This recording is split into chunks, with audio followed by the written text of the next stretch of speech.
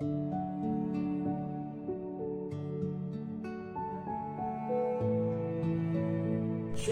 Jr., the last original civil rights lawyer in America.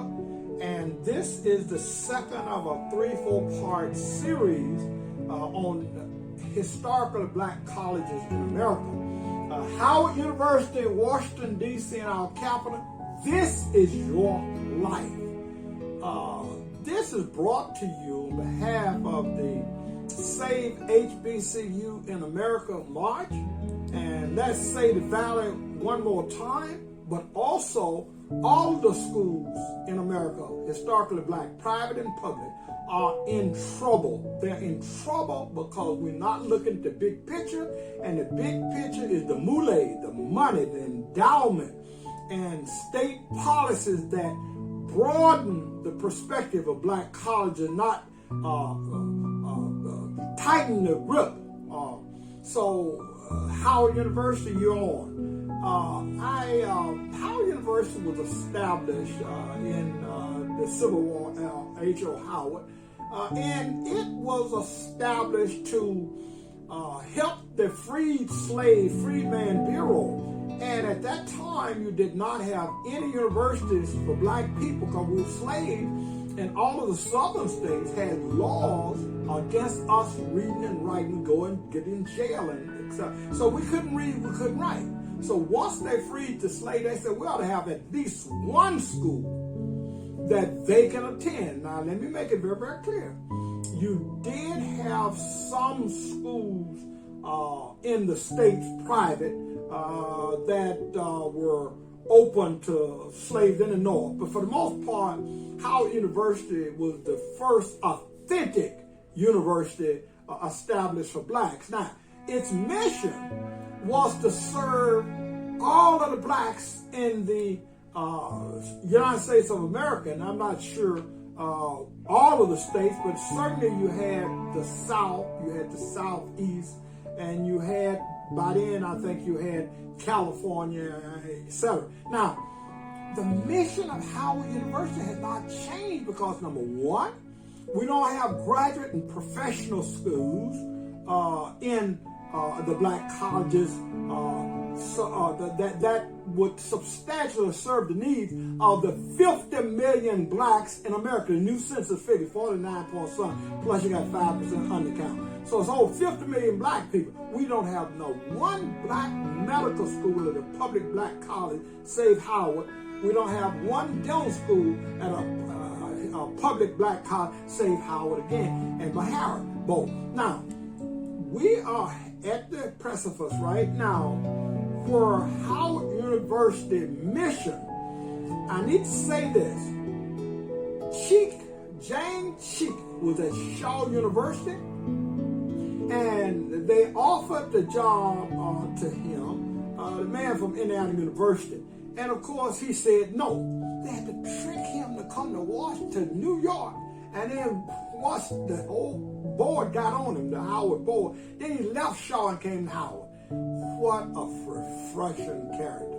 He came, he was very receptive to the revolution that was going on. Understand, Stokely Carmichael came. See, we brought Howard University into the civil rights era. I saw people saying, well, Howard University, East Franklin Freight. That's bull. Franklin and all of those people, they was in a plantation. They were great. But Howard University did not assume its greatness until the 1967 civil rights. It was docile like everybody else. Now, Stokely Carmichael was there. You had many of the guy that did black capitalism was there. I name him. You had Chuck Stone on the faculty. Those guys talked to me and had us revolutionary. And so Howard had a unique role. Let me just get the status.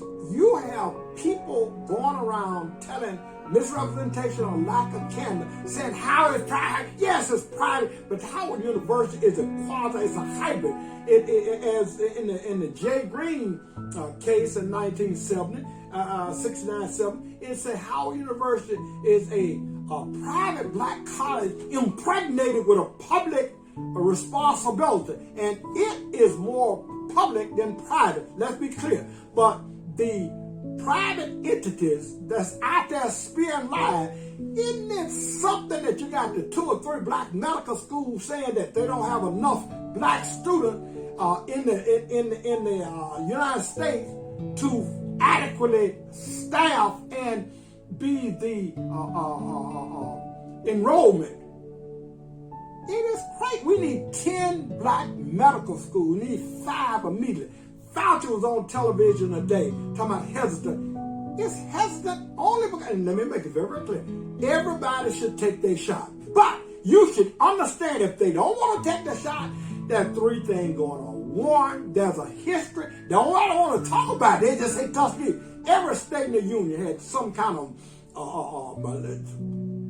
problem, Malay, that they put in state law. Number 2, we've not had black doctors. The statistics with 5% is flat.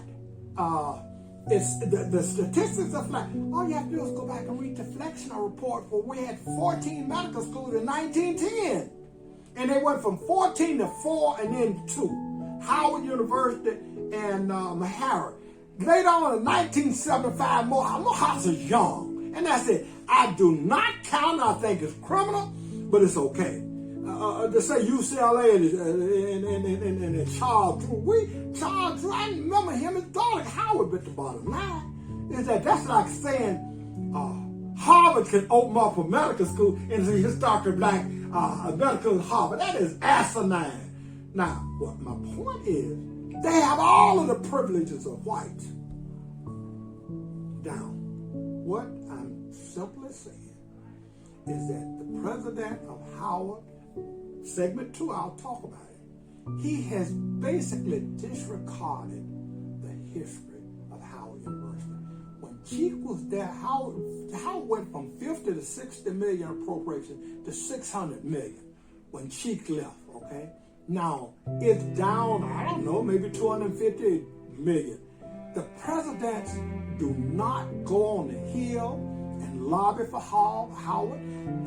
Howard does not reach out to Mississippi. For example, and you've heard me talk about black college president and now lack of intestinal fortitude.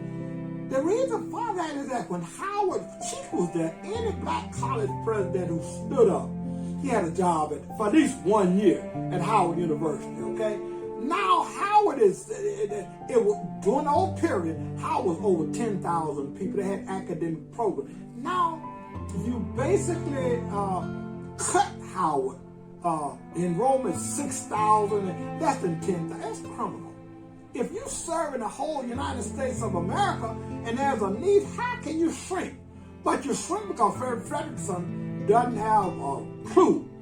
And I've been told, they've been floating a rumor for years, he's going to resign because he got a health issue. I hope he doesn't have health issues. But I'm saying he needs to leave. And when he leaves, we need to get on fire. We need, in fact, the Senate has basically given 3 votes of no confidence. The man is not, see, he's been there a long time and he got that board immersed, then fire the board. The students ought to revolt, ought to protest, and they ought to file a lawsuit, because how you going to get rid of the student representative, the faculty representative, and the alumni representative? I went to jail. The Reginald Heber Smith Fellowship, that's when 1970, when we went to jail for that. We were trying to get things. This is my class, Howard University, okay? This is the Howard Alumni Yearbook, okay? Howard has a mission that at least expands the 20 historically states at the time of Brown, the Adams states at the time of Brown. 3 things right quick. 1, Howard has illustrious history. It should be preserved. We got to go back to the old landmark. Number 2, we got to get rid of the corruption. Anytime you make Bill Cosby and all that great and all of a sudden he get exempt, even though it was illegal what they did, they freed it, and yet somehow you go punish the person who comes on his show. You need to go. But number 3 and finally, Howard University is perhaps the only place in America that black people can really sow the seeds of freedom. You educate to liberate. Thank you.